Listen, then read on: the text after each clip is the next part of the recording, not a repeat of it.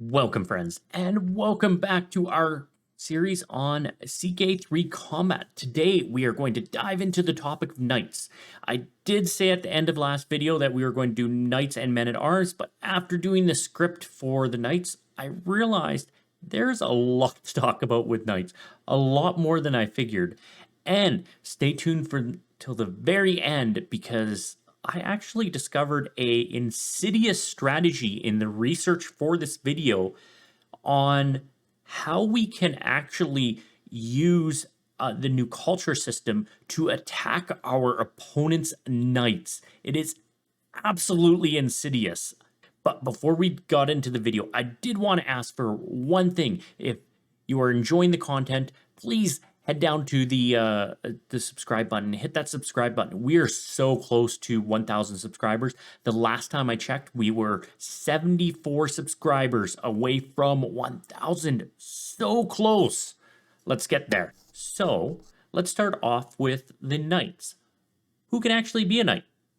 Well, you definitely have to be 18 years. Nope, adults are 16 in CK3. Though I believe it in medieval times, based on when they were marrying off their children, it really was somewhere between 12 and 14. But you have to be 16 to be a knight. Now, you also cannot be imprisoned, so as a character, you can't be imprisoned. As soon as you're imprisoned, you are no longer a knight. Pretty self-explanatory. And now this is going to be important for the very end of the video and that strategy I talked about, so this will be on the test. Hey, there's going to be a quiz on all this later. The character cannot be blind or incapable. Though it would be kind of cool to have some sort of mythical blind knight. That'd be kind of cool. Now, there also are restrictions in your clergy. You either need to have your warrior priest as part of your cultural tradition, or you need to have the recruit clerical function doctrine. And the one other thing that you need to realize when determining who's going to be your knight is that your culture's martial customs determines if men and women are going to be knights. And of course, as usual, gender equality is the best. So this has been a change since Royal Court was released. It used to be driven by your religion's gender equality. However, now it's based on your culture's martial custom gender equality. All right. So how do knights actually work? Because they don't have damage, they don't have toughness, but they have another stat called prowess. And one prowess converts into 100 damage and 10 toughness. This means that each prowess does 3 toughness damage. Now, the one thing to be aware of when thinking about knights is it's just not talking about the single character. It's also talking about the retinue that comes with that character when they go into battle. So all the support military and that knight is going to own is what is the prowess is representing. But not only does the prowess matter, there's also a secondary stat that can scale your prowess to a scary number, and that is your knight effectiveness. The knight effectiveness is going to go through and it's going to multiply your prowess by your knight effectiveness, and that is going to be your knight's prowess score. So if you have yourself a 200% knight effectiveness, then a 10 prowess will quickly turn into a 20 prowess. Now, one thing I'm not sure about at this time, and I assume I'm making a bit of an assumption here. However, in some of your cultural traditions, we'll discuss some requirements on prowess, and in those, I'm pretty sure that it's the pre-knight effectiveness prowess that is counted, but I'm not 100% sure on that, and I wasn't able to confirm it anywhere, and I didn't have a chance to test it. So, if you have a chance to test it, or you've tested that in the past, please feel free to leave a comment in the description. One thing to be aware of is that the martial stat has no effect on knights. This is only for your commanders. So it doesn't matter how much martial your knights have. Only thing that matters is their prowess. All right. So for your knights, most of the traits are going to be pretty straightforward. They're just going to affect the prowess of that knight. They're not going to affect anything else. However, there are a few to be aware of. So brave, one-eyed, one-legged, and disfigured are all going to double the likelihood of the character dying in battle or being captured. Craven will have the opposite effect. It is going to halve the likelihood of capture or death in battle. So also, Stalwart Leader can help reduce the chance of injury or death during combat. So that's something that you might want to get if you for your knights, if you don't want them to be injured or dying. Unfortunately, there is no way to filter for this, so you would have to go in and go right into the character's tree to figure out if they have the lifestyle skills that you're looking for. Now, we talked a lot about of captured and death in the perks and the traits. However, we haven't discussed how that actually happens. Death and injury will happen naturally on the back and forth between battle and in the battle, and as different the armies fight each other.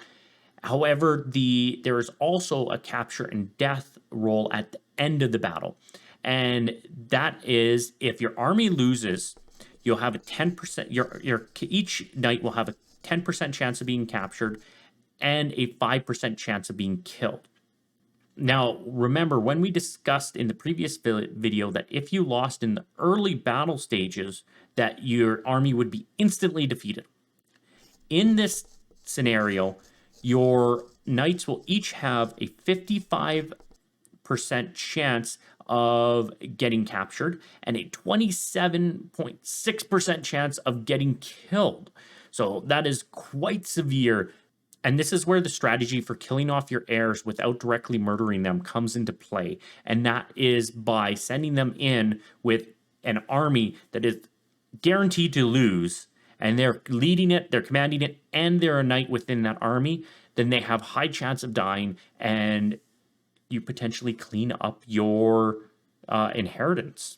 Now, in my experience, now maybe this is just me, that strategy almost never works. So maybe I just have bad luck. But yeah, every time I've done it, it just never works. But I've heard lots of people say that it works successfully for them.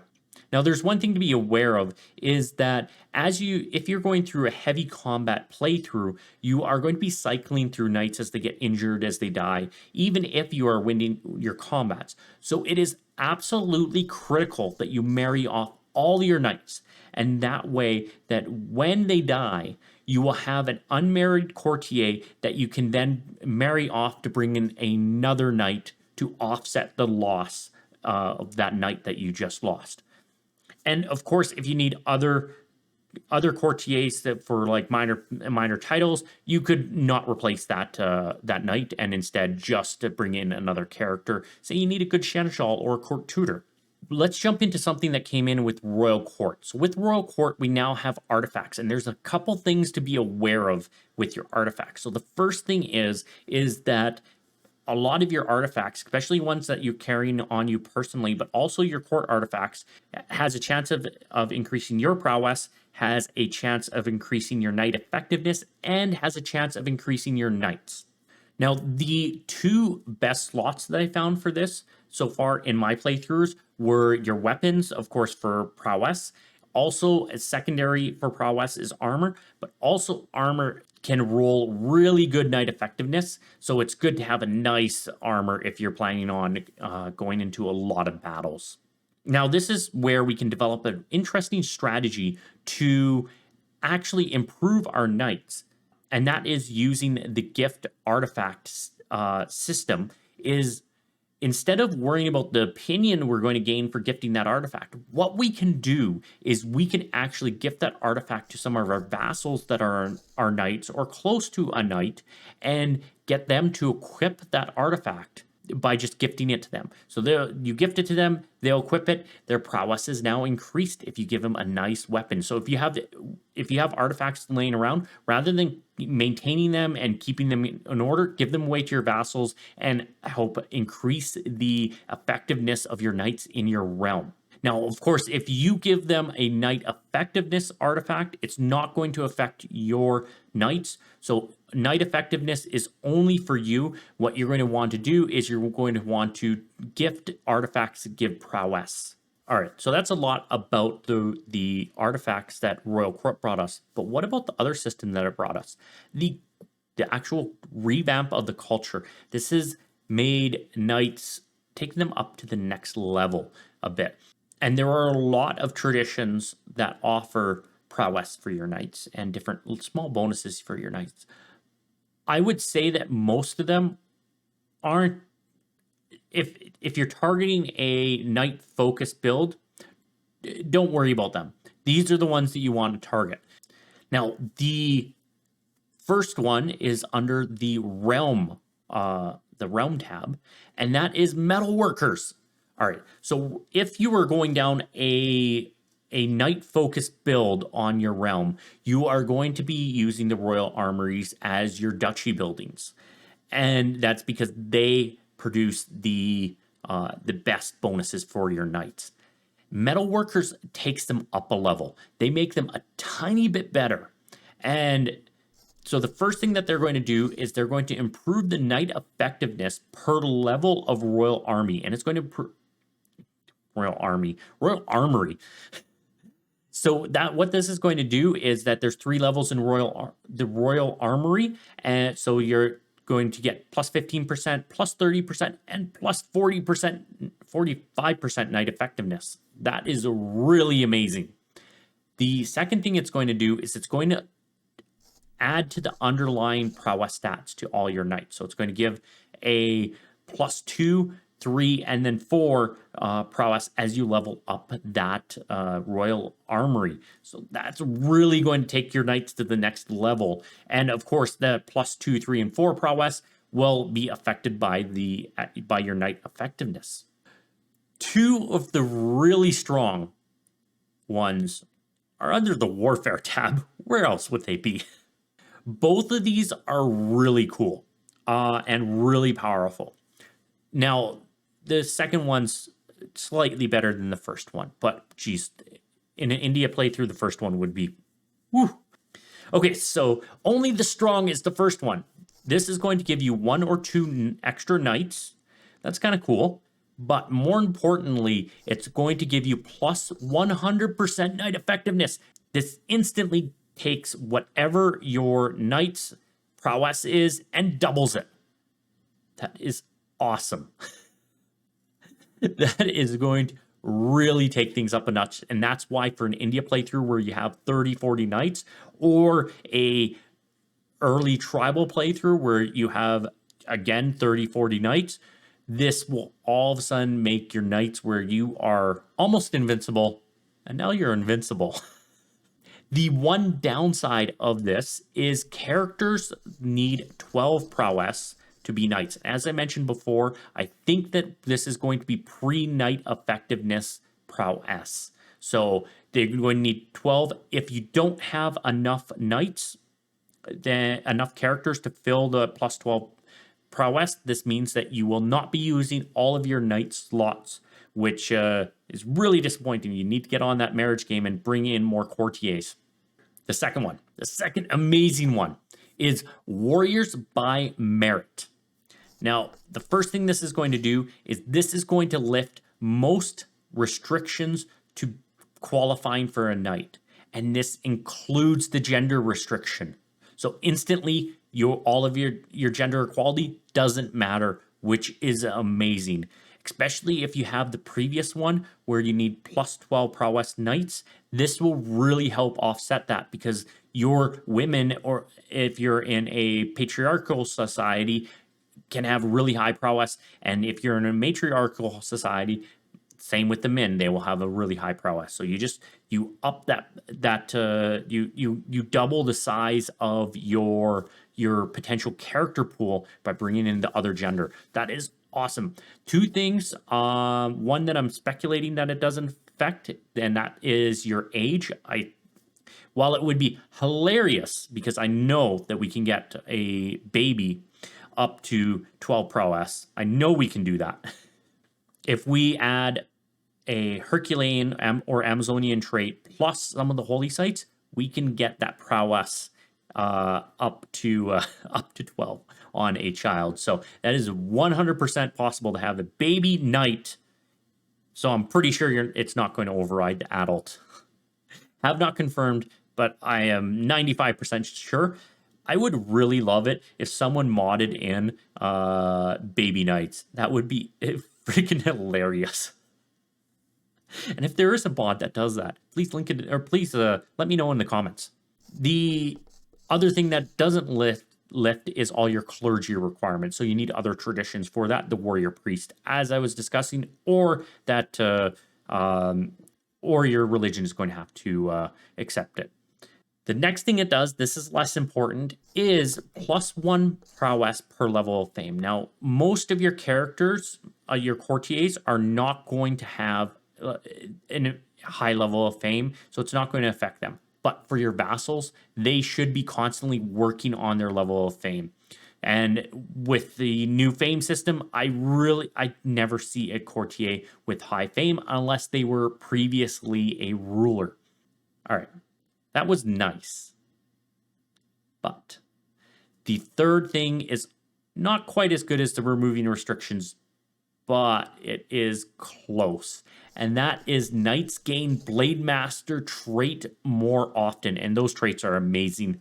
They are really awesome at pumping up your prowess. So getting those more common in your army is going to really take your knights up to the next level.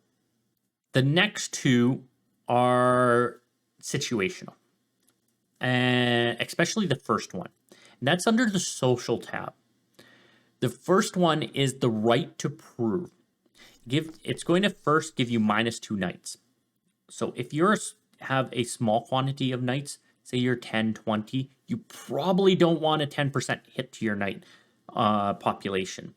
But if you're, say, a huge realm, say you have 40, 80, 100 knights, yeah, 100%, get this.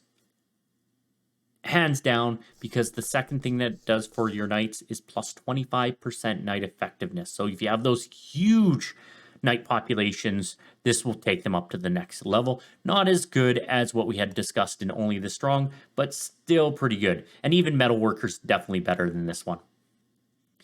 And a nice to have, but I'll be honest, I'm not sure. There are probably other better things to focus on. And that's warrior culture. It's going to make it so the strong trait is more common within your realm or within your culture, which will, again, up your prowess. Okay. Are you ready for the insidious stuff? Are you ready for something that is absolutely cruel?